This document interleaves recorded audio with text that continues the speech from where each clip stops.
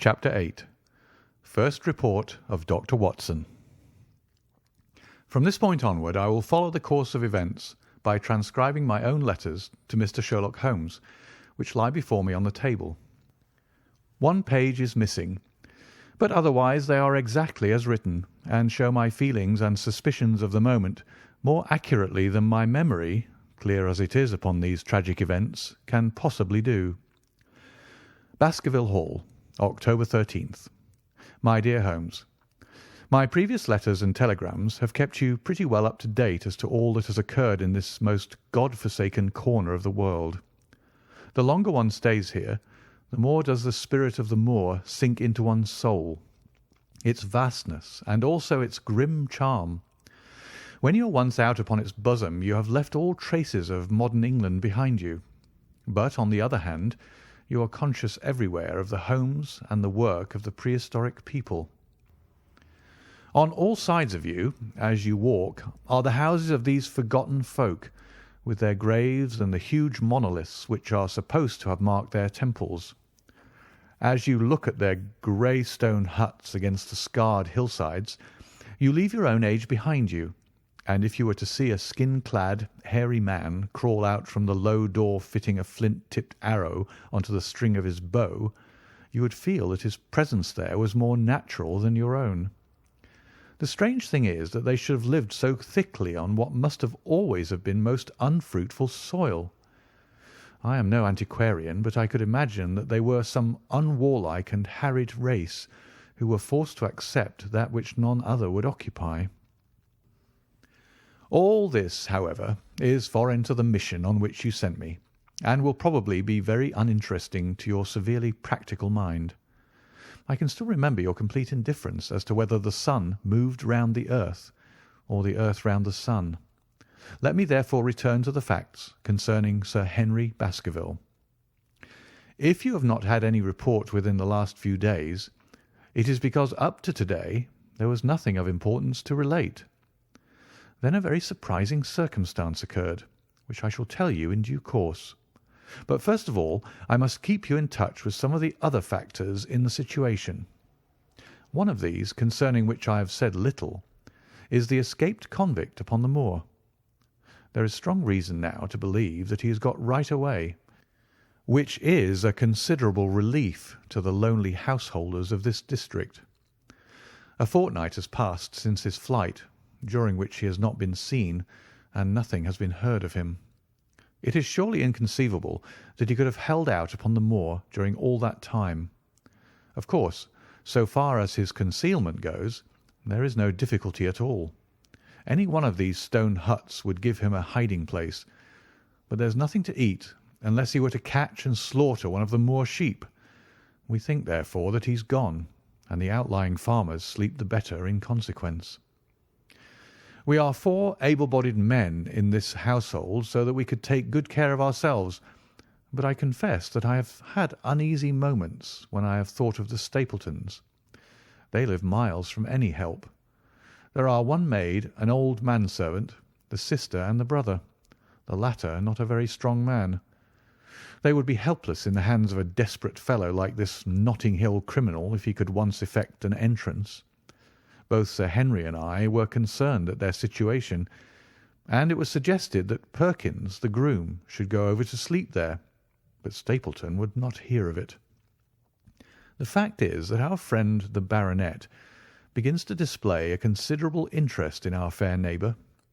It is not to be wondered at, for time hangs heavily in this lonely spot to an active man like him, and she is a very fascinating and beautiful woman. There is something tropical and exotic about her which forms a singular contrast to her cool and unemotional brother, yet he also gives the idea of hidden fires.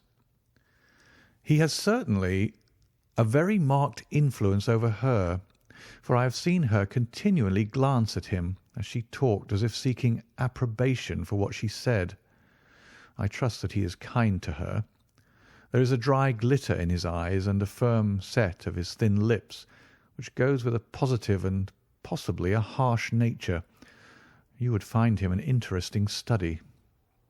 He came over to call upon Baskerville on that first day, and the very next morning he took us both to show us the spot where the legend of the wicked Hugo is supposed to have had its origin. It was an excursion of some miles across the moor to a place which is so dismal that it might have suggested the story. We found a short valley between rugged tors, which led to an open, grassy space flecked over with the white cotton grass. In the middle of it rose two great stones, worn and sharpened at the upper end until they looked like the huge corroding fangs of some monstrous beast. In every way it corresponded with the scene of the old tragedy. Sir Henry was much interested, and asked Stapleton more than once whether he did really believe in the possibility of the interference of the supernatural in the affairs of men. He spoke lightly, but it was evident that he was very much in earnest. Stapleton was guarded in his replies, but it was easy to see that he said less than he might, and that he would not express his whole opinion out of consideration for the feelings of the baronet. He told us of similar cases, where families had suffered from some evil influence, and he left us with the impression that he shared the popular view upon the matter.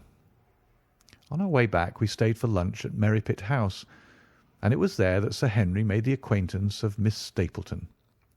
From the first moment that he saw her, he appeared to be strongly attracted by her, and I am much mistaken if the feeling was not mutual. He referred to her again and again on our walk home, and since then hardly a day has passed that we have not seen something of the brother and sister. They dine here tonight, and there is some talk of our going to them next week. One would imagine that such a match would be very welcome to Stapleton, and yet I have more than once caught a look of the strongest disapprobation in his face when Sir Henry has been paying some attention to his sister. He is much attached to her, no doubt, and would lead a lonely life without her, but it would seem the height of selfishness if he were to stand in the way of her making so brilliant a marriage. Yet I am certain that he does not wish their intimacy to ripen into love, and I have several times observed that he has taken pains to prevent them from being tête-à-tête. By the way, your instructions to me never to allow Sir Henry to go out alone will become very much more onerous if a love affair were to be added to our other difficulties. My popularity would soon suffer if I were to carry out your orders to the letter. The other day, Thursday to be more exact, Dr. Mortimer lunched with us. He has been excavating a barrow at Long Down, and has got a prehistoric skull which fills him with great joy. Never was there such a single-minded enthusiast as he.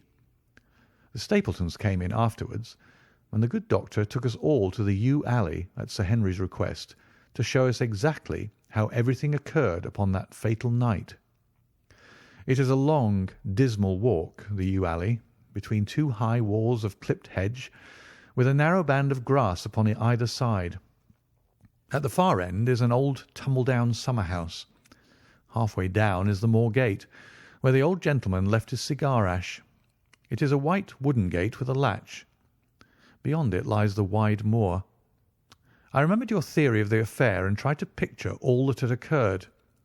As the old man stood there, he saw something coming across the moor, something which terrified him so that he lost his wits and ran until he died of sheer horror and exhaustion. There was the long, gloomy tunnel down which he fled. And from what? A sheepdog of the moor? Or a spectral hound, black, silent, and monstrous? Was there a human agency in the matter? Did the pale, watchful Barrymore know more than he cared to say?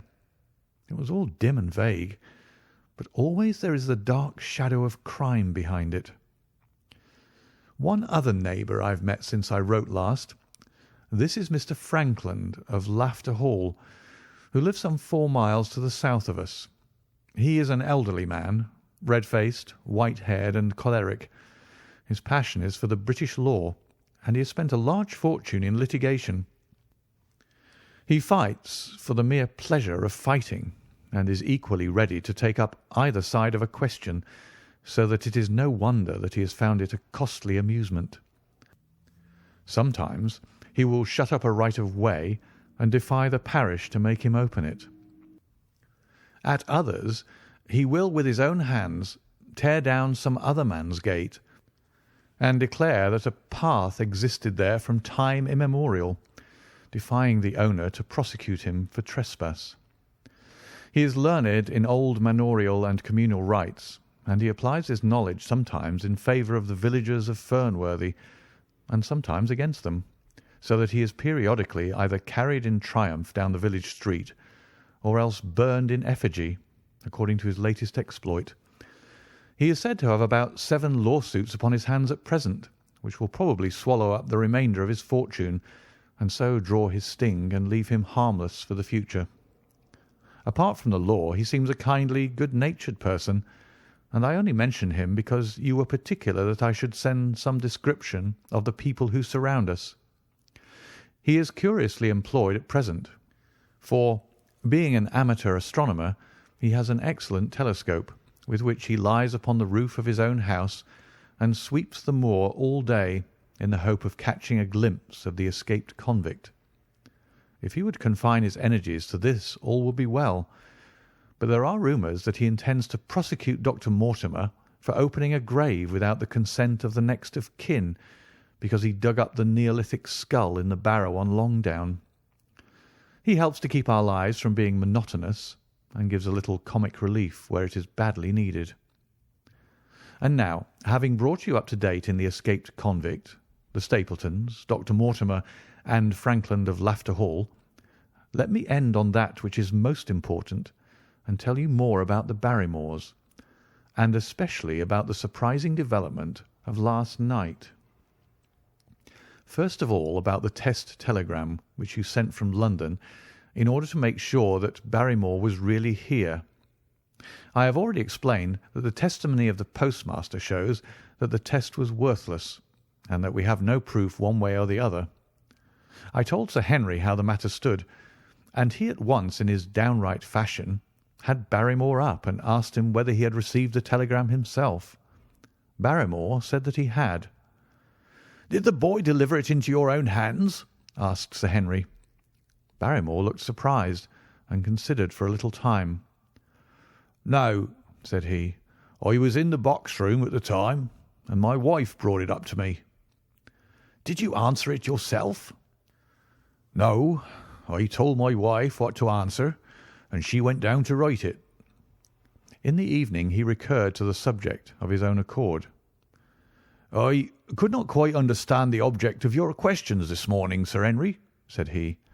"I trust that they do not mean that I have done anything to forfeit your confidence." Sir Henry had to assure him that it was not so, and pacify him by giving him a considerable part of his old wardrobe, the London outfit having now all arrived. Mrs. Barrymore is of interest to me. She is a heavy, solid person, very limited, intensely respectable, and inclined to be puritanical. You could hardly conceive a less emotional subject. Yet I have told you how, on the first night here, I heard her sobbing bitterly, and since then I have more than once observed traces of tears upon her face. Some deep sorrow gnaws ever at her heart. Sometimes I wonder if she has a guilty memory which haunts her, and sometimes I suspect Barrymore of being a domestic tyrant. I have always felt that there was something singular and questionable in this man's character, but the adventure of last night brings all my suspicions to a head. And yet it may seem a small matter in itself. You are aware that I am not a very sound sleeper, and since I have been on guard in this house, my slumbers have been lighter than ever. Last night, about 2 in the morning, I was aroused by a stealthy step passing my room. I rose, opened my door, and peeped out. A long black shadow was trailing down the corridor. It was thrown by a man who walked softly down the passage with a candle held in his hand. He was in shirt and trousers with no covering to his feet. I could merely see the outline, but his height told me that it was Barrymore. He walked very slowly and circumspectly, and there was something indescribably guilty and furtive in his whole appearance. I have told you that the corridor is broken by the balcony which runs round the hall, but that it is resumed upon the farther side. I waited until he had passed out of sight, and then I followed him. When I came round the balcony he had reached the end of the farther corridor, and I could see from the glimmer of light through an open door that he had entered one of the rooms. Now, all these rooms are unfurnished and unoccupied, so that his expedition became more mysterious than ever. The light shone steadily, as if he were standing motionless. I crept down the passage as noiselessly as I could, and peeped round the corner of the door. Barrymore was crouching at the window with the candle held against the glass. His profile was half turned towards me, and his face seemed to be rigid with expectation as he stared out into the blackness of the moor. For some minutes he stood watching intently. Then he gave a deep groan, and with an impatient gesture he put out the light. Instantly I made my way back to my room, and very shortly came the stealthy steps, passing once more upon their return journey. Long afterwards, when I had fallen into a light sleep, I heard a key turn somewhere in a lock, but I could not tell whence the sound came. What it all means I cannot guess, but there is some secret business going on in this house of gloom, which sooner or later we shall get to the bottom of. I do not trouble you with my theories, for you asked me to furnish you only with facts. I have had a long talk with Sir Henry this morning, and we have made a plan of campaign founded upon my observations of last night. I will not speak about it just now, but it should make my next report interesting reading. End of chapter 8.